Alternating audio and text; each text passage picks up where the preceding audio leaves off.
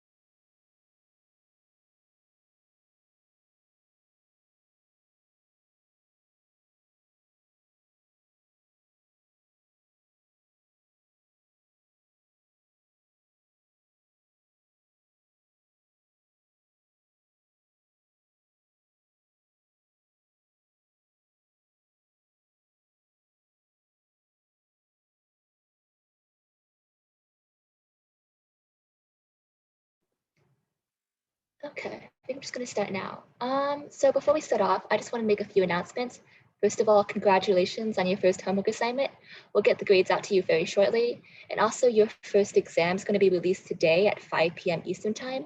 Remember, you have 24 hours to work on it, so it'll be due tomorrow at 5 p.m. Eastern time. And also, I know a lot of you guys have been emailing us about changing your study group time, or like you're new to the program and you emailed us to be put into a study group time. Always, so sorry, I'm not thinking. Wait, okay. So the sheet on Canvas, the study group assignment sheet, should always be the most updated form. So just double check that to make sure you're in the right study group. And if you're not, email us again and we'll change it. Okay, I think that's all the announcements we have today. So I'm just going to uh, leave the first part of the lecture to Corel over here. Yeah. Hello, everyone. My name is Corel. Sounds kind of like Cornell without the N. And I'll be one of your guest lecturers for today. And kind of before we start, just to give you like some tips and thoughts and tricks on kind of doing well in organic chemistry. Kind of my first one is just go to office hours whenever you can, get to know the professor. It really makes it feel like a more personal experience and you get a lot more invested into the course.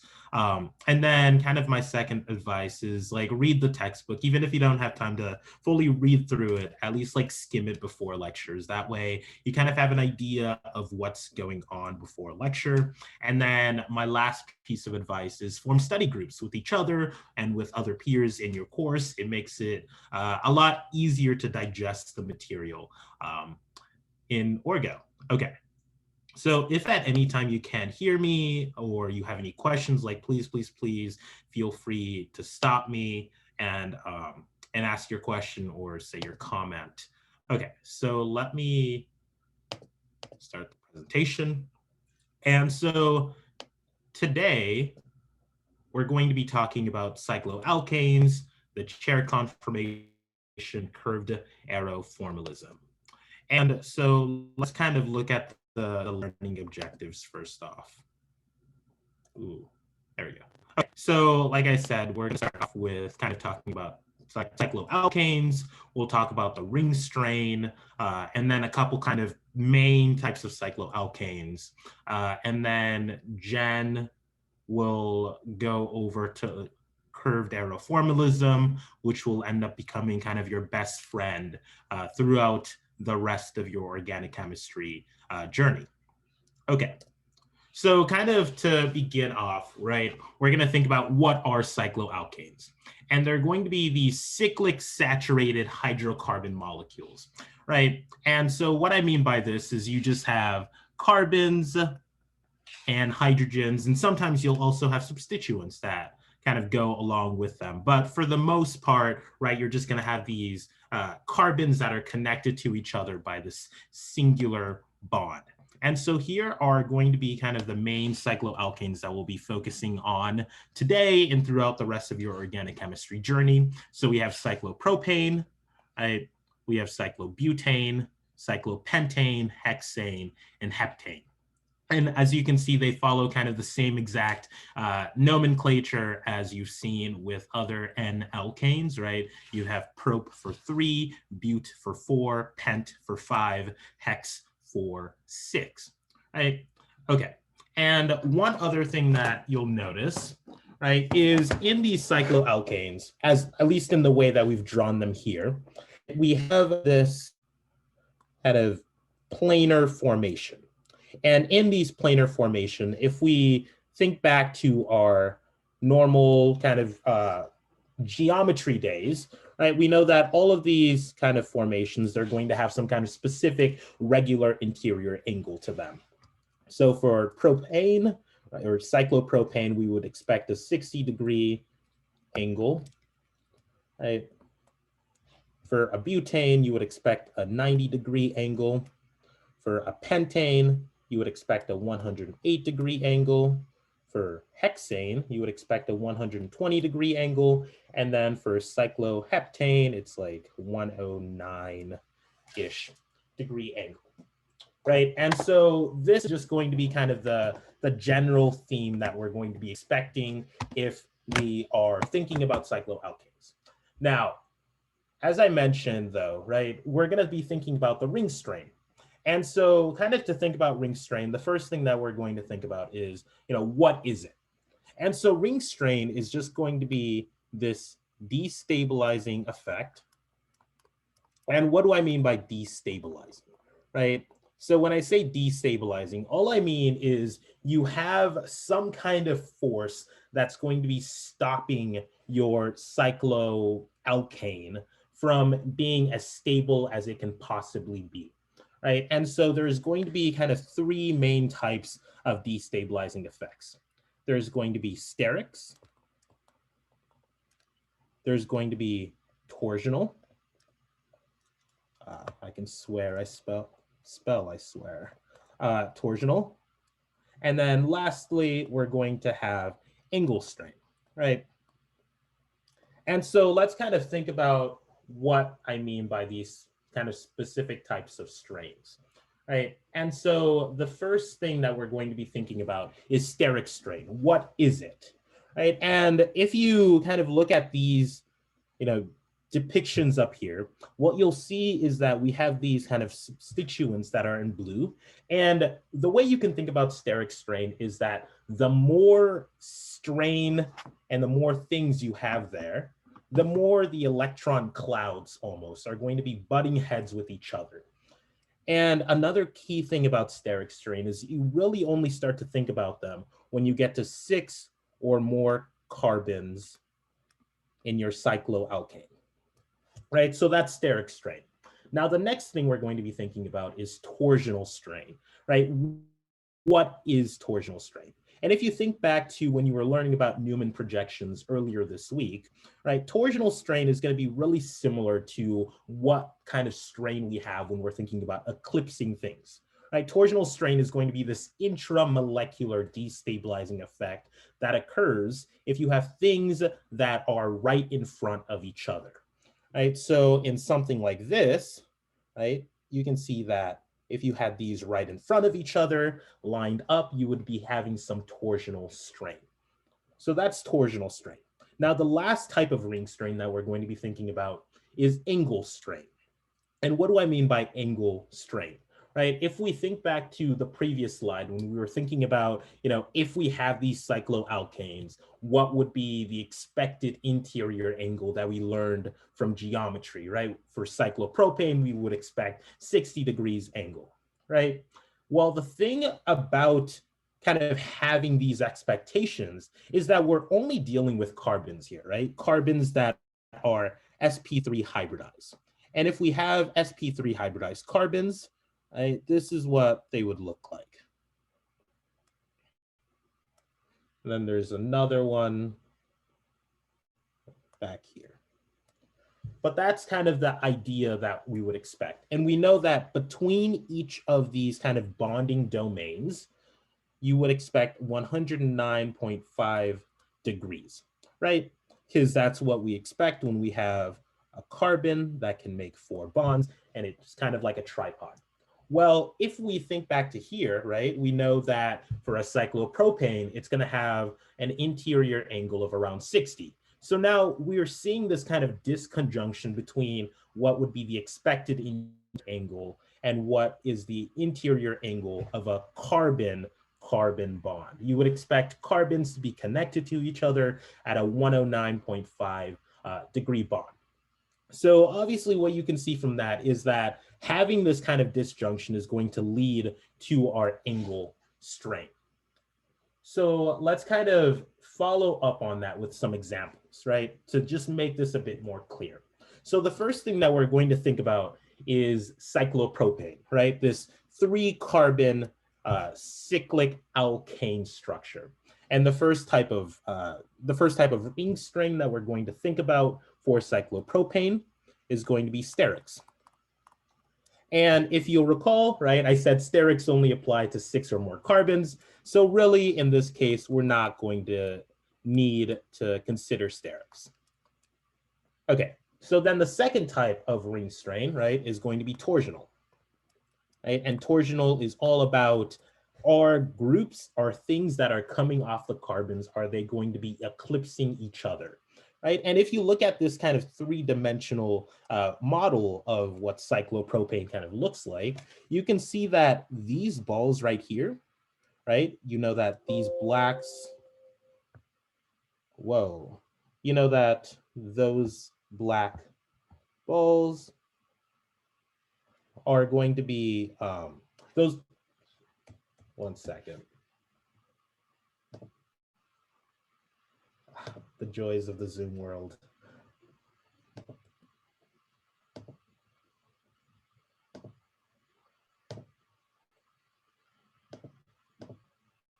Okay.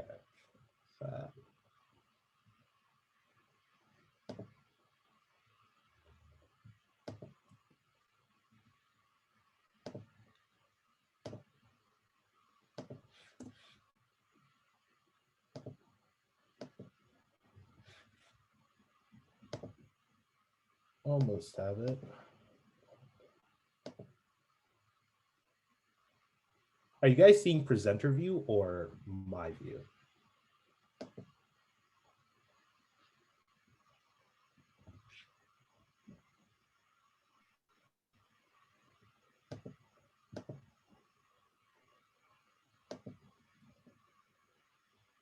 Can you guys see the slides still? No, you're not sharing anymore. Okay.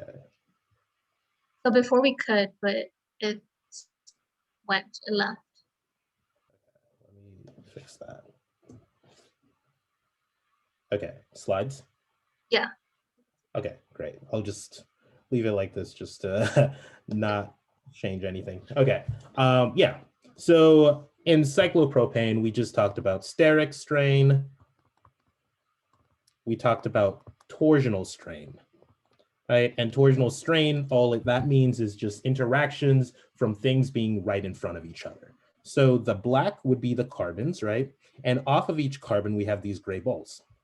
And what you can see kind of thinking about this 3-dimensionally is that these gray balls are kind of overlapping with each other. Like if we were to draw a Newman projection, looking down, let's say this bond, you would see that these things, they would overlap perfectly with each other.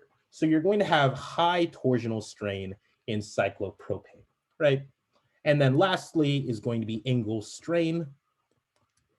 And so that just means, are the angles, are they going to be ideal and close to the 109.5 degrees that you would expect from a carbon that is sp3 hybridized?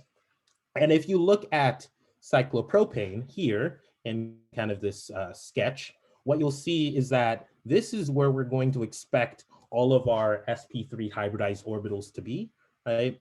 You would have them there, and then there, and then there.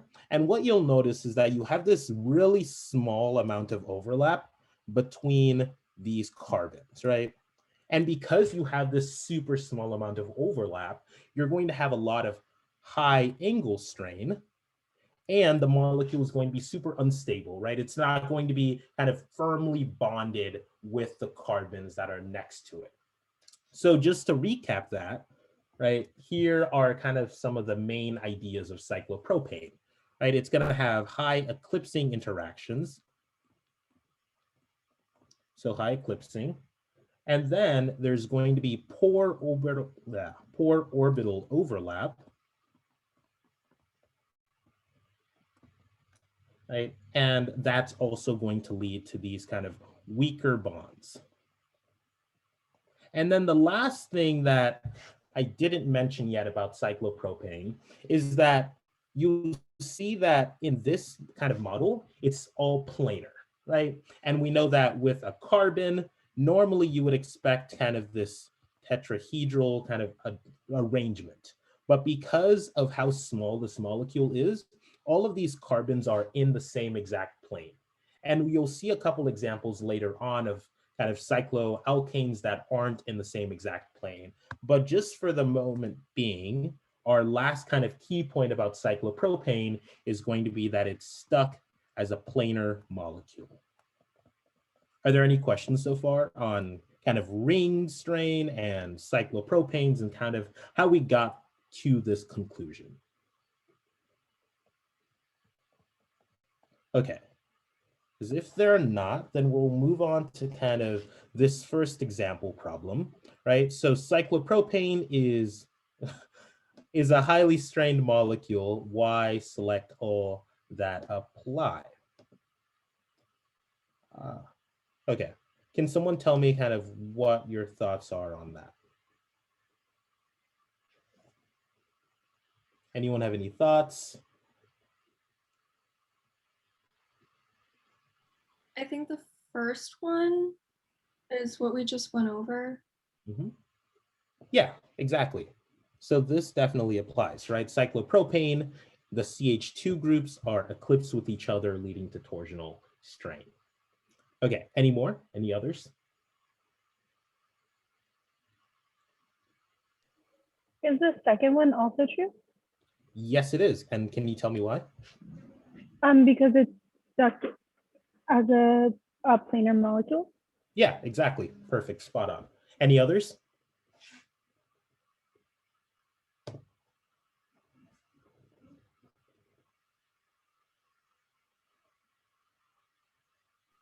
The last one as well. And why? Because we went over the bond angles being 60 degrees, and because there's the overlap, there's angle strain.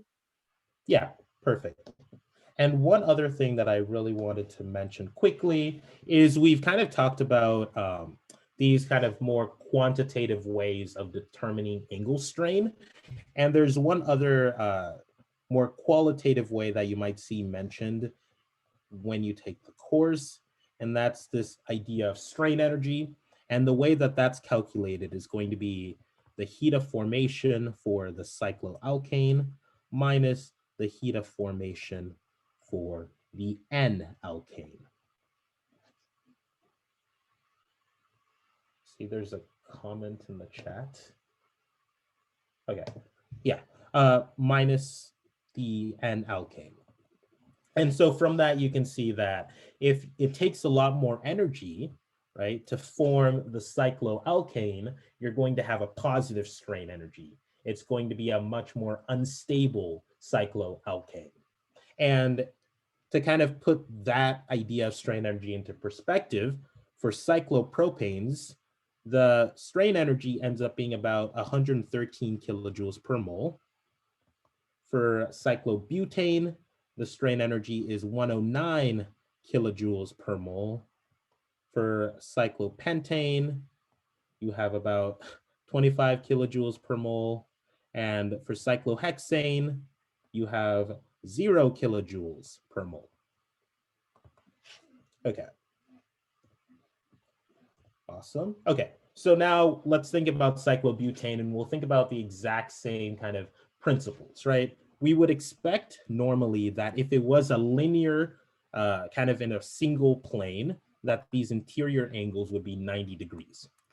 But what we actually find is that the interior angles for a cyclobutane are closer to 88 degrees, right? And so that makes us question, like, why would a cyclobutane want to do this, right? because for a carbon, any normal carbon, its most ideal angle would be that 109.5 degrees, right? And so by doing this kind of weird thing that it's doing here, it's going farther away from that ideal 109.5, right? And so this conformation here is known as the butterfly conformation of cyclobutane. And so what we're going to think about, right? We're going to think about angle strain, right? Because steric strain isn't going to be a consideration here.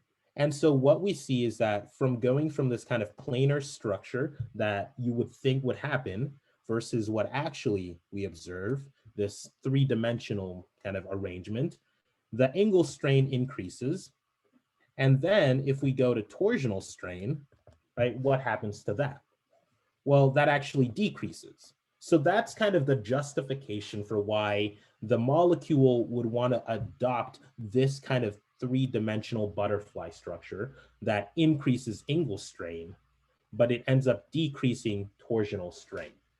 And so if you kind of think back to it, back to the strain energy, we realize that the strain energy for cyclobutane is about 109 kilojoules per mole, which ends up making it the kind of the second to last most stable molecule. So because of this idea, because it's able to increase the angle strain, but it offsets that by decreasing its torsional strain.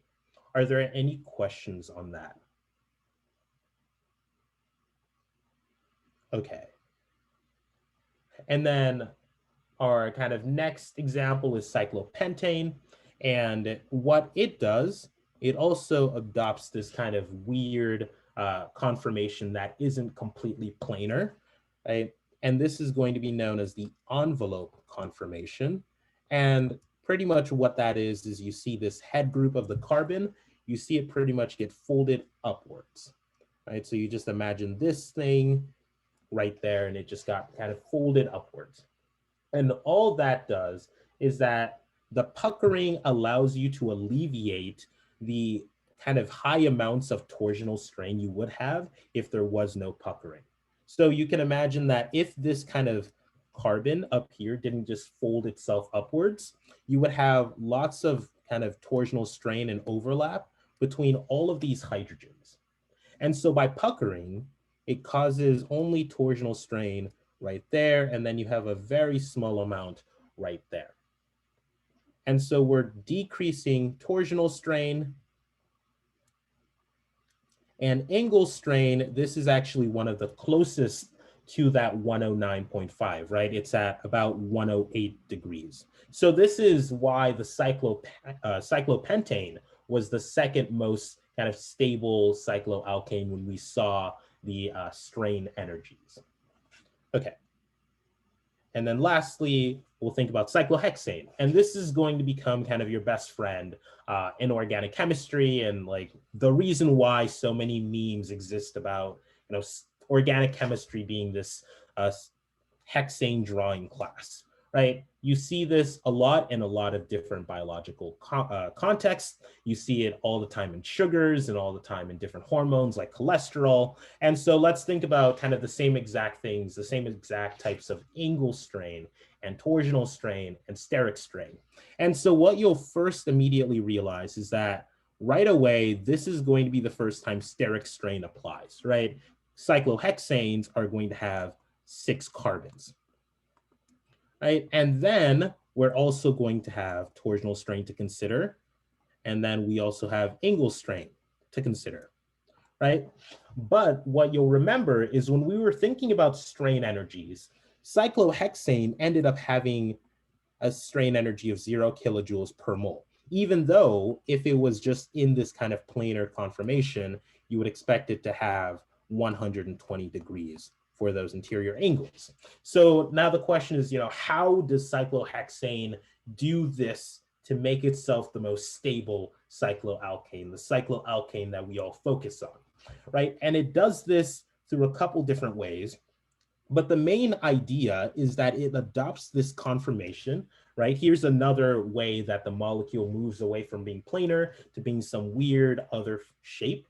It adopts this conformation known as the chair conformation, right? And let me just redraw it to make it a little easier to see. But the idea is that you would have your head rest here and your foot rest right there, right? And that's kind of the same thing that they're drawing here, right? And so by doing that, what you see is that it's able to minimize all of the torsional strain that you would have if you weren't in that, in this chair conformation. If you weren't in it, all of these hydrogens would be overlapping each other. So you would have high torsional strain, and all of the hydrogens on the bottom would overlap each other. You would have so much torsional strain, so much angle strain. But because it adopts this chair conformation, it minimizes all of the torsional strain, and it also minimizes the angle strain. The one thing that it doesn't completely minimize is steric strain, but we'll get a bit more into that later. Are there any questions so far? I know there's definitely a lot, and I'm kind of breezing through this, so I'll definitely stay after and answer any questions if you have them. Okay.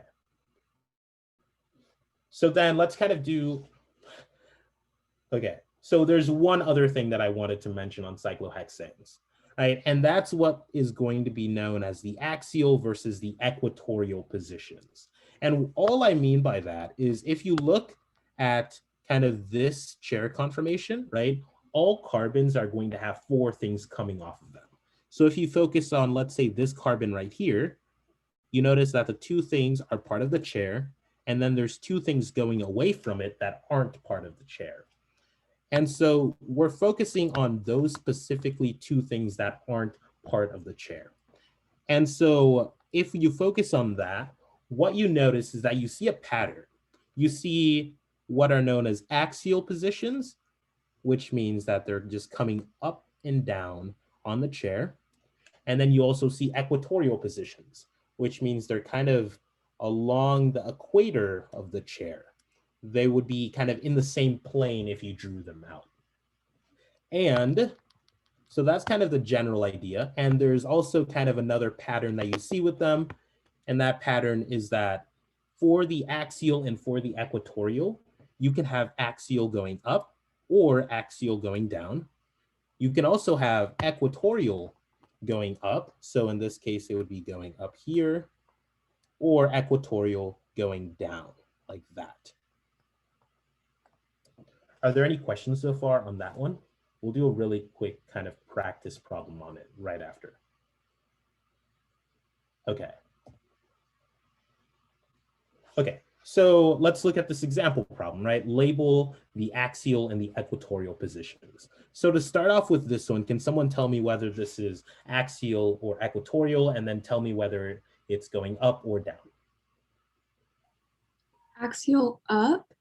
Exactly, perfect, spot on. This is axial and it's going up. What about this one right here?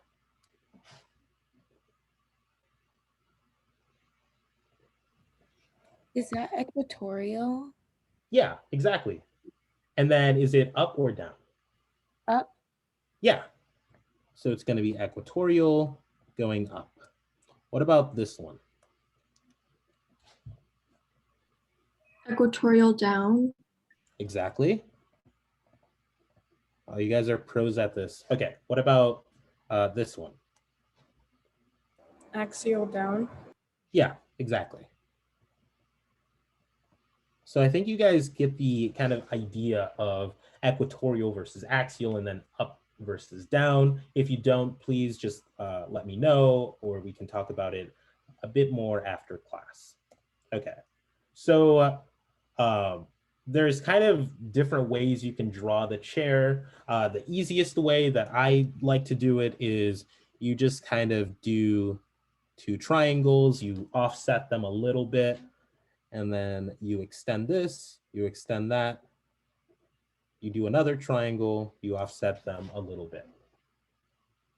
And there's like a step-by-step tutorial I was going to show for this, but I can save that for the end. but that's kind of the general idea and the easiest way you can do it to kind of see exactly equatorial versus axial.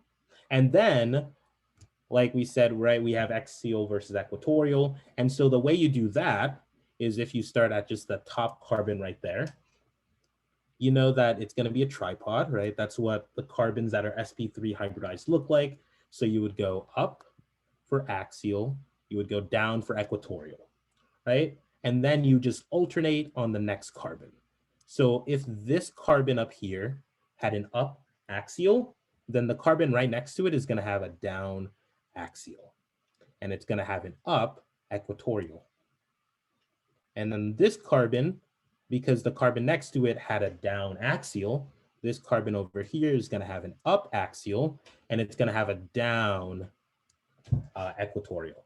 And so that's kind of how you would go around and draw in those substituents. And then it's pretty easy to just, draw in things. So let's say there's a chlorine there, a bromine here, just a couple hydrogens chilling on that one. Are there any questions on kind of how to draw chairs or how to add those axial versus equatorial components? Okay. Okay. Now there's a couple other kind of key concepts to chair structures, and we'll upload these PowerPoints. There's like this cool GIF that shows you a bit more about this concept. But the idea here is that, you know how we were just talking about axial versus equatorial and how you can be axial up versus equatorial down? Well, there's this thing called a chair flip, right? And it sounds really cool. Sounds like parkour for cyclohexanes. But kind of the idea here is if you take, let's say, this headrest carbon and you pull it down, right? And you take this footrest carbon and you pull it up, right? Because that's what our chair structure is, right? And you pull it up, what you can do is you can get to this structure where this carbon right here is the same thing as this carbon over here, right? These are the same exact carbons. But now what you'll notice is that this CH3 group that was axial, now it's equatorial, right? And so the chair flip, the cool thing about it is that all things that were axial, another example of me not knowing how to spell. All things that were axial become equatorial, and all things that were equatorial become axial, right? And one other thing that is important to mention about these is although you're going from axial to equatorial and from equatorial to axial, the one thing you'll preserve is the up versus down, right? Those are always going to be preserved. So what do I mean by that, right? This CH3 group, it was axial going up, right? Now you'll notice that it's equatorial, but it's still going up. Right, so that's the chair flip. And you're probably wondering, like, why do I even care about this chair flip? Why does it matter to us? Right, and that has to do with the very kind of last type of ring strain that we mentioned earlier, the one that I said we'll skip until the end, right? And that has to do with steric strain. So there's some videos that you can watch about kind of the chair flip that we'll upload as well. Steric strain, right? And there's a specific type of steric strain that is associated with cyclohexanes. And that's these 1,3 diaxial interactions. That is their name for it. And what do we mean by this, right? Let's say this is carbon 1, right? If you go carbon 2, carbon 3, what you'll remember is that axial and equatorial alternate, right? If you have axial up, the next axial would be down, and then the following axial would be up. So that means that every kind of thing, every carbon that is every two spaced apart carbon is going to have substituents that are axial that overlap with each other or equatorial that overlap with each other. And so if you see here, right, the carbon 1 and carbon 3, they're going to have hydrogen and methyl group right there that are going to have steric strains. They're going to have groups that their electron clouds can kind of rub against each other, right? You can do the same thing if you go the other way around the chair, right? Let's say that's 2, and let's say this is 3. here's another hydrogen that can do steric strain. And if you draw this Newman projection, right, looking down this bond, what you see is this, right? You see this kind of gauche steric strain that occurs right there. And so the key thing about the chair flips is that if you do it the right way, like here, you can make sure you minimize the amount of 1,3 diaxial interactions. You're taking the kind of bulky methyl group that would have been causing steric strain up here. You're taking it and you're facing it away. So now it doesn't have steric strain with that hydrogen. Does that make sense? Are there, or what questions are there on that? Okay. And then we'll go through this example problem really quickly. And so kind of to think about it, which structure do you guys think has the most angle strain?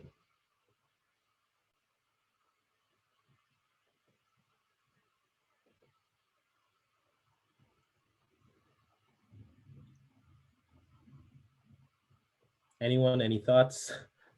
A, And why do you say A? because it's on the same plane. It's a planar structure. Well, So this is, oh, go ahead. no, I was done.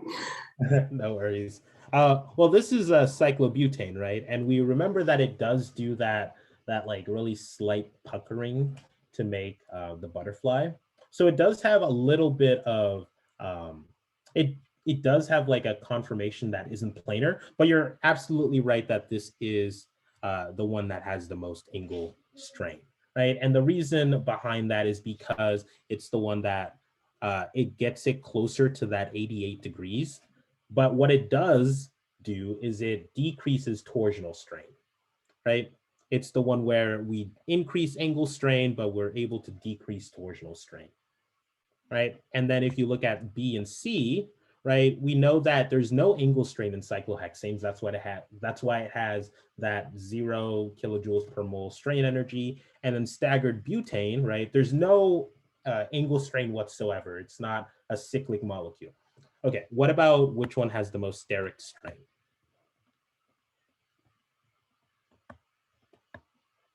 Any thoughts? The cyclohexane, because it's the only one that has 6 carbons. Exactly. And then what about which one has the most torsional or eclipsing strain?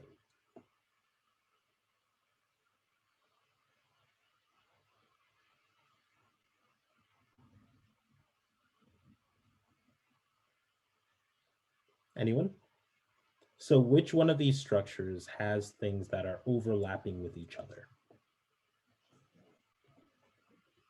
Would it be B just because it has the bunch of methyl groups? Close. So these are far enough apart that this ends up being steric strain, right? So when we think about torsional strain, right, there are invisible hydrogens that are here, right? And so because those hydrogens all overlap with each other, this one ends up having the most eclipsing strain, right? The whole entire reason why this adopts that chair conformation is because it can minimize the torsional eclipsing strain by putting all of these things out of phase with each other. Are there any questions on that?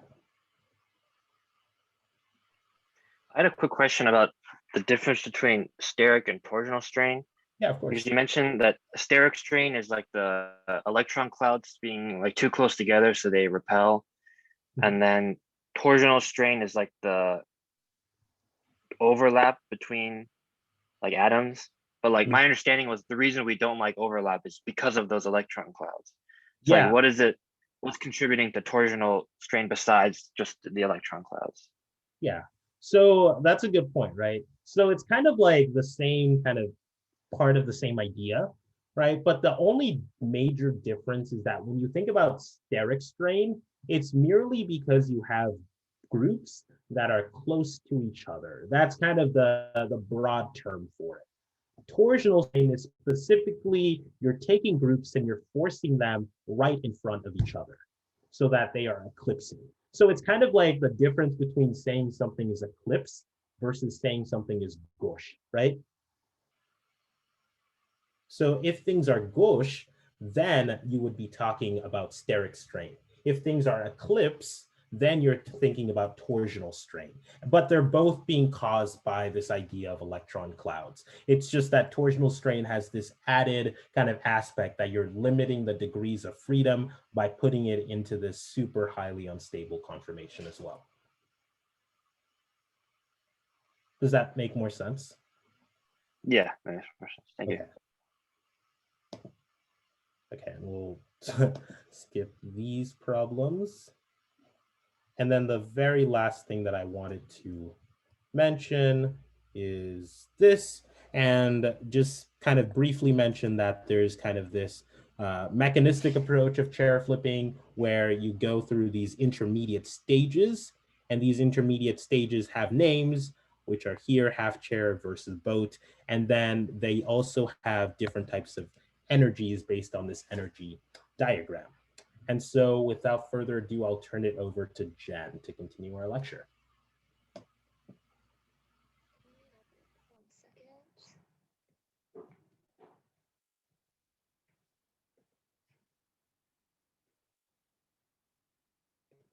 Okay, you're seeing the presentation, right?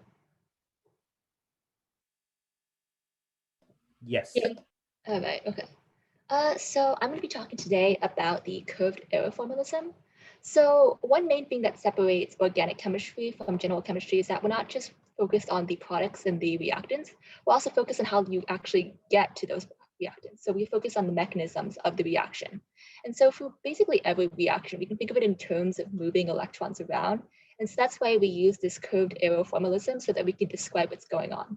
So essentially the main gist of the formalism is that you use a curved arrow to show how electrons are being moved. So this part of the arrow, hold on, bring up the pen.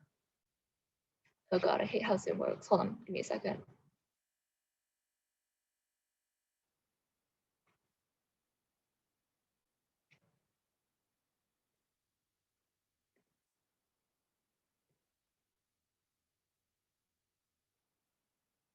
Okay.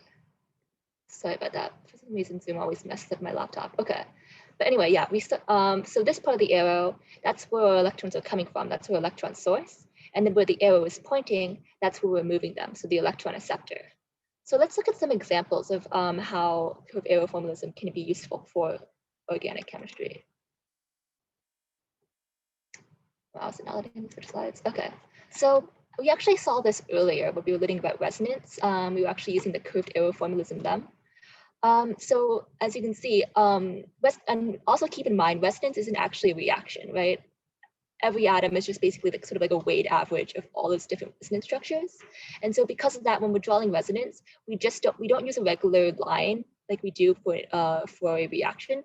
We use this double-sided straight line. And also remember to keep this straight and these curved. So you can distinguish between your curved arrows and the thing that's indicating is that if this is a resonance or a reaction. But yeah, I'm just going to do a very quick review over this because we did cover it earlier, but essentially, and that would be your electron source. It would move towards this carbon, and because this carbon already has an octet, you need to kick off these electrons towards this oxygen.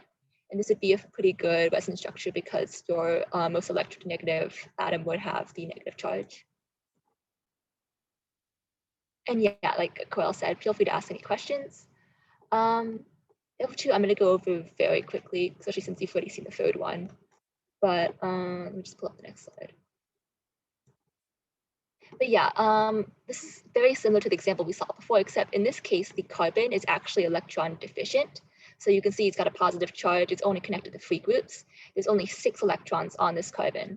And so when this nitrogen donates its electrons towards this carbon does has an octet. It doesn't need to kick off anything, and it's fine just like this. So you only needed the 1 arrow. And then this benzene group, we saw this on Monday, but if this one of these carbons was to donate its electrons here, and remember in this skeletal drawing, the hydrogens are, sorry, is someone saying something? Oh, okay. But like anyway, the hydrogens are implied. So each carbon has 3 bonds. That means it needs another bond in order to have a full octet. So each of these carbons is connected to 1 hydrogen. And so if these carbons would kick off these electrons here and make a new double bond, these carbons here would actually have 5 bonds, 2 to the carbons next to it, 2 to the carbons next to it, and then that 1 hydrogen bond. So it actually needs to kick off one of its electron pairs over to the next carbon bond, and that one has to kick off its electrons to the next carbon bond. And so it ends up looking something like this. I can go over this again at the end if I was going too quickly, but yeah, you did cover this one on Monday. And then another reaction that you see a lot in organic chemistry is carbocation formation. We did touch on this on Monday too, but essentially you would take these 2 electrons and you kick them off towards the X. Also, one thing to keep in mind that I didn't mention before, whenever you see this curved arrow, you're always moving 2 electrons, so an electron pair. There are cases where you will be moving 1 electron, like example, if you're using a radical. We'll talk more about that later, but in that case, instead of using a full arrow, you would do like a one-sided arrow. And like once again, you'll see that later on. You don't need to worry about it too much for now. But for now, just remember, whenever you see this arrow, that's two electrons. So in the case of a bond, there's 2 electrons in that bond, so both those electrons are being moved. And so in this case, carbocation formation, this X, that stands for halogen, so chlorine, bromine, iodine. And then both these electrons in this carbon halogen bond are moved towards this halogen, and then it forms these 2 species. So this carbon is actually going to not have a full octet. It's going to have only 6 electrons, and it's going to form this halogen ion. And as we said before, when you want to have a full octet, so this molecule over here, this carbocation, is very, very unstable. You usually don't see it a lot in isolation. This actually just makes a very good intermediate for some later reactions that we'll be covering soon. Okay, are there any questions? I know I'm moving through this very, very quickly. Okay, in that case, let's look at some other reactions. So Bronsted acids and bases. This is going to be the definition of acids and bases you guys are most familiar with. So where your acid is going to be your hydrogen donor and your base is your hydrogen acceptor. So let's just like reanalyze this through the lens of the curved arrow formalism. So in this case, you have your acid, this AH, the general acid. In this case, we're going to use water as the base. So this water is going to donate its electrons towards this hydrogen and form a new bond with it. And then this hydrogen, it can't form more than 1 bond. So it's going to kick off these electrons between this and then form the conjugate acid. It's going to form this reaction. So we can see even reactions we've seen before can be reanalyzed in the terms of moving electrons around. So when it's donating hydrogens, when it's donating hydrogens, it's going to break the bond between it and its hydrogen. And when it's accepting the hydrogen, it's going to form a new bond between it and hydrogen. Also, one thing to keep in mind, sometimes when people were drawing this reaction, they flip around this arrow because they think, oh, it's donating the hydrogen. You should draw the line from the hydrogen to the base. But always keep in mind, we're always using arrows to indicate where the electrons are moving, not where the protons are moving. So you always have to draw the arrows in this direction, from the base to the acid. Okay, and then slide. But also, there's also a second definition of acids and bases, which we're going to be looking at, which is the Lewis acids and bases. This actually talks about acids and bases in terms of electrons.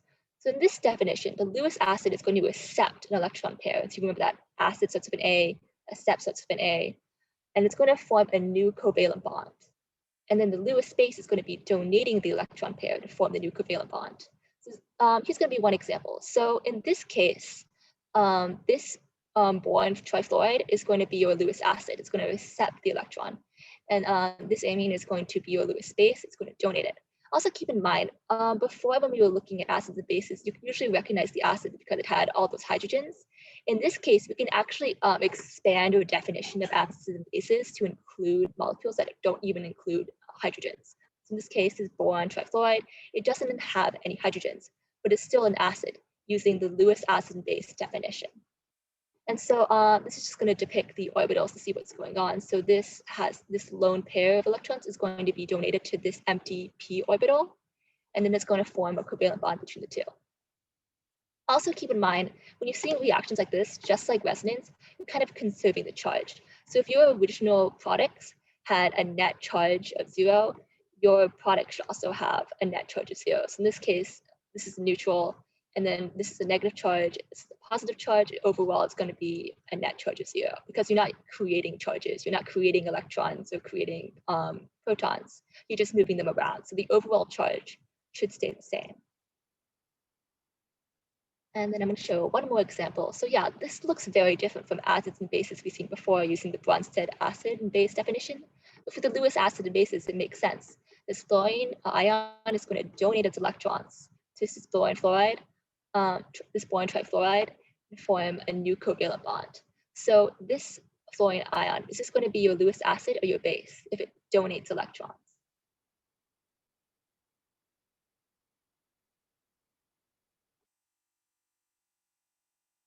Base. Yeah, exactly. It's the donor, so it's going to be the base. And so because of that, this boron trifluoride, it's going to be the acceptor. It's going to accept these electrons. That's going to be a Lewis acid. Okay. Let's see, how much time do we have? I don't think we have time to actually do this in detail, so I'm just going to go over it very quickly. These slides will be posted, so if you don't finish copying down the reactions, you'll be able to see this. But essentially, this H2O reacting with HCl. And so these lone pairs in this oxygen are going to attack this hydrogen. Then this hydrogen is going to have to kick off these electrons and towards the chlorine. And this is sort of what's going to look like. It's going to form this new covalent bond between this water and this hydrogen. And this chlorine is going to receive a new electron lone pair. And then you could also rewrite the reaction to look, your products look like this. It depends on what you're focusing on. Sometimes people choose to draw their molecules looking like this so they could focus on the hydrogen being moved. But these are both technically correct, except I forgot to include the charge on this one. But beyond that, like on an exam, if you were to draw either of these forms, it would both technically be correct. It just depends on what you're focusing on. And then the next reaction, we have this nitrogen is going to be acting. It's going to donate its electrons towards this hydrogen to form a new covalent bond. And then because of that, this hydrogen is going to have to get rid of some of its electrons. It can't have more than 2. So it's going to kick off its electrons toward this oxygen. So this oxygen has a new lone pair, and this nitrogen forms a new covalent bond. And once again, I forgot the charge of this oxygen, but then the final products would also look like this. And this one, in this case, the oxygen has a negative charge. It's going to donate its extra electrons towards this carbon. And because this carbon already has 4 bonds, it's going to need to kick off its electrons towards this nitrogen. And its end product is going to look like this. And then remember, you're conserving charge. So originally this negative charge was on this oxygen, and now it's on this nitrogen. Okay. And then once again, I'll be posting these slides later. So these overall reactions will be posted here. So feel free to group through them again and see if you can identify which ones are donating the electrons, which ones are accepting the electrons, and how you would draw those arrows. Okay. And so based on the way I was just describing those reactions, it can be a little confusing. So sometimes we use these terms, nucleophiles and electrophiles, to describe reactions. So your nucleophile, it comes from the meaning nucleus loving, phile like hydrophilic. So nucleus loving, that's a species that donates its electron pair to form a new bond. And the nucleophilic atom is going to be the specific atom in that molecule that's donating the electrons. The electrophile, electron loving, that's a species that accepts the electron pair to form a new bond. And that electrophilic atom is going to be the atom that actually accepts the electron pair. And then the leaving group is going to be an atom or group that's expelled when it accepts electrons from the breaking bond. So not every reaction is going to have a leaving group.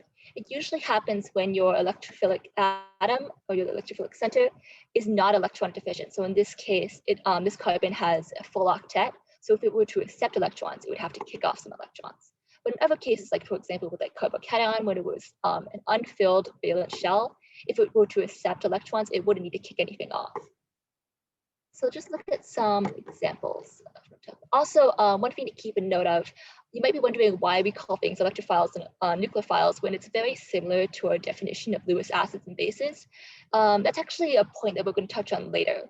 But essentially, for the most part, yes, like nucleophiles are all Lewis bases, but there are some differences in the way that we talk about those two terms. Usually when we talk about things being in terms of nucleophiles and Lewis bases, we're actually talking about slightly different properties of the molecules, but we're going to focus on that more later on. For now, just remember that both nucleophiles and bases, those donate electrons, and then electrophiles and Lewis acids, they accept electrons. That's all we need to focus on for now. And then another thing to keep in mind, nucleophiles.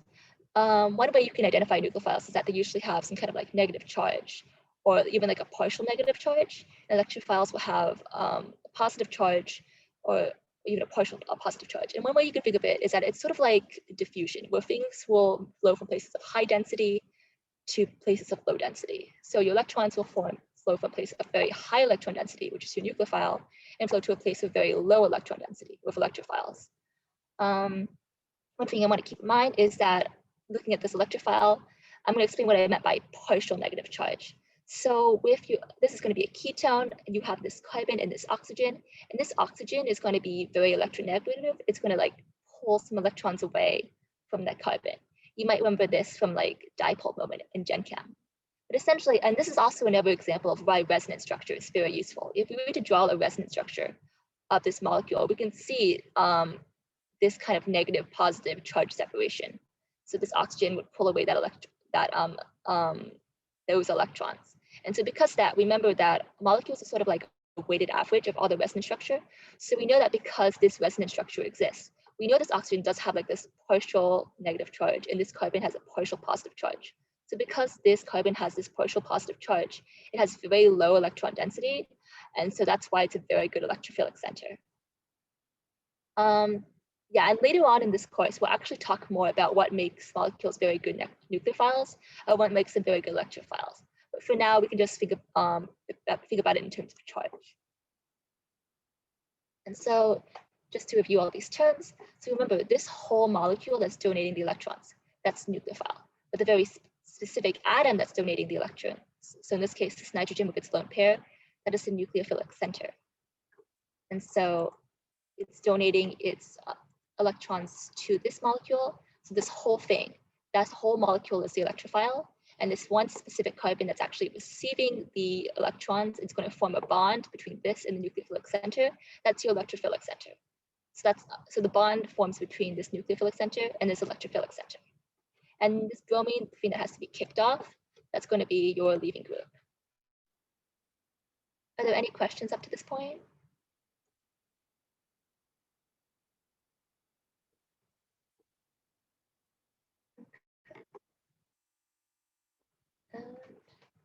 What time is it actually? It's hard to view when I'm screen sharing.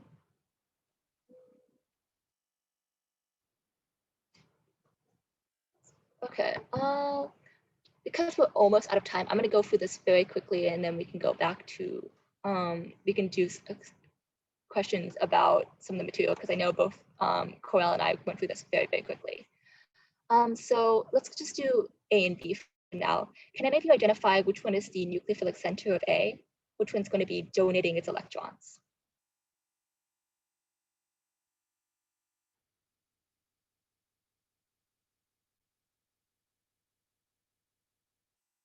Maybe the bromine.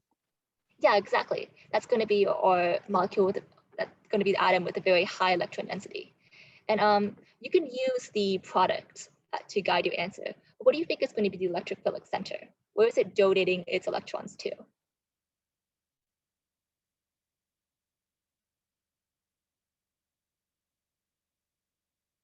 Another way to word this is, what is it forming that covalent bond with? What is this bromine forming a bond with?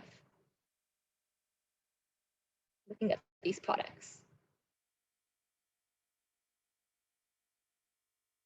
The carbon? Exactly. It's forming a bond with this carbon, and that means it was donating electrons to this carbon, making this carbon the nucleophilic center. And can anyone identify the leaving group? What's getting kicked off of this carbon?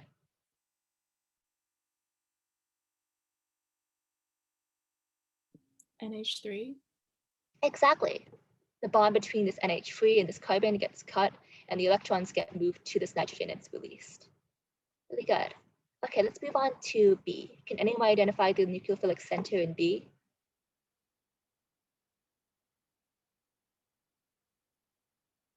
What has the high electron density?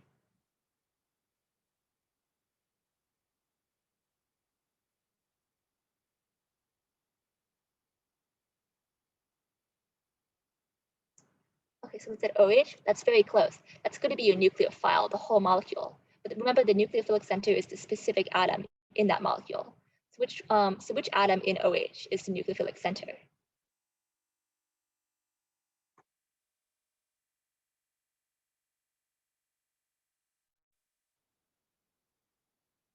Yes, exactly, oxygen.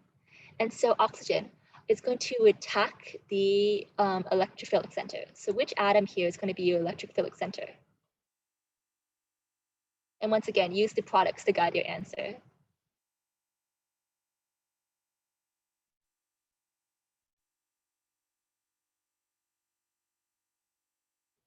Is it that sulfur? Very close. Yeah, you might be tempted to say sulfur just because sulfur has very low electron density. Sulfur actually has some interesting properties. So I'm not going to go into that, but like just looking at the products. So that electrophilic center, what is it forming a covalent bond with? That oxygen.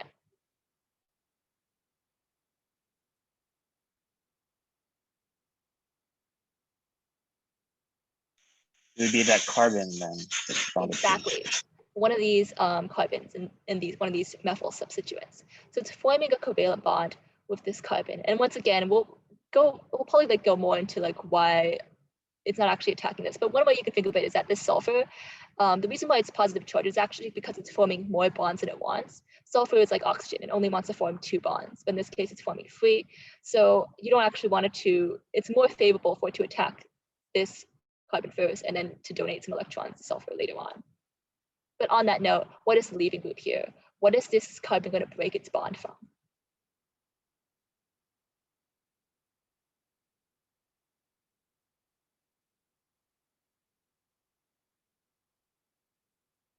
The sulfur? Exactly. So it's this bond between this carbon and the sulfur is going to break and the electrons are going to be dumped into the sulfur.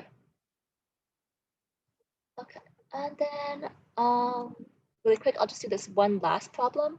So this one's a bit more straightforward than B, but just based on what we know about nucleophiles and electrophiles, what do you think the product of this reaction is going to look like?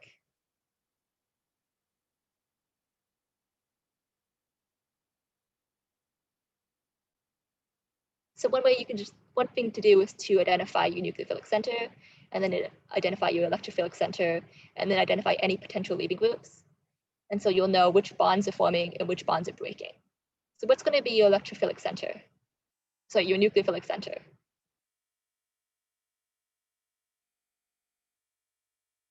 Would it be that oxygen there?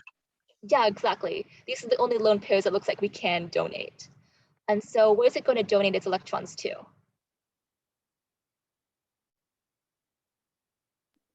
That carbon with the positive charge. Exactly. This carbon doesn't have a full octet, so it's a very good electrophile.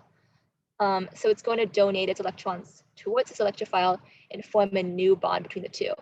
And so in this reaction, are there going to be any leaving groups?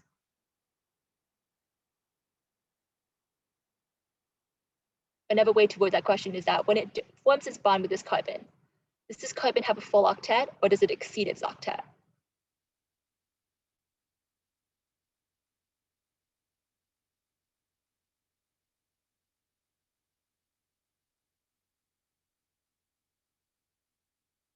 Exactly, no leaving groups. Because this carbon is actually electron deficient, when you donate electrons towards it, it actually has a full octet. It's fine, it's satisfied. You don't need to do anything else. There's no leaving group in this reaction. So I'm just going to show answers to this problem just so you guys can see it. But yeah, this is what we went over. In this case, the electrons are being donated here, and then it has to kick it off, so there's a leaving group. In this case, oxygen donates the electrons towards this methyl, and then it has to kick off the sulfur. In this case, this oxygen forms a bond with this carbon, and then there's no leaving group. Okay, I think those are all the practice problems I have for today. Are there any questions?